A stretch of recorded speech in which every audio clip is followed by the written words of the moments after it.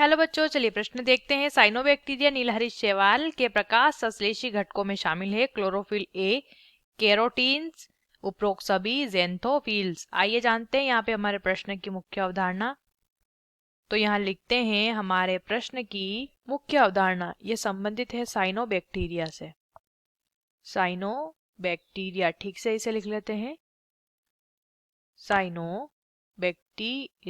Cyanobacteria ये क्या है? ये नीलहरित शैवाल भी इसे कहते हैं। इसे नीलहरित शैवाल भी कहा जाता है। ये एक प्रकार का प्रोकैरियोट प्राणी है। प्रोकैरियोट प्राणी कौन होते हैं? जिनमें झिल्ली से बद्ध या झिल्ली में बंद हमारा केंद्रक नहीं पाया जाता इनकी कोशिकाओं में। तो ये जो साइनोबैक्टीरिया होते हैं, जो कि नीलहरित शैवाल इन्हें कहते हैं, तो ये प्रोकैरियोट कैसे होते हैं? प्रकाश संश्लेषी घटक इनमें पाए जाते हैं, या उन्हें वर्णक भी कह सकते हैं, प्रकाश संश्लेषी घटक। तो इनमें अलग अलग प्रकार के होते हैं, जैसे कि जो हमारा क्लोरोफिल होता है उसमें होता है क्लोरोफिल अल्फा या क्लोरोफिल ए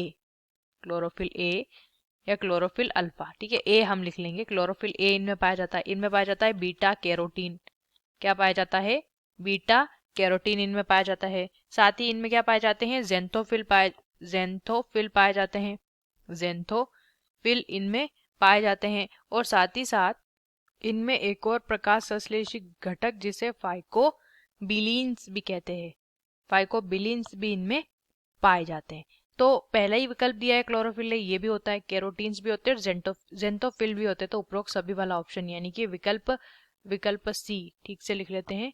विकल्प सी हमारे प्रश्न का उत्तर सही हो जाता है, क्योंकि नीलहरित शैवाल में ये तीनों घटक होते हैं। आशा करते हैं आपको इस प्रश्न का उत्तर समझ आया होगा। धन्यवाद।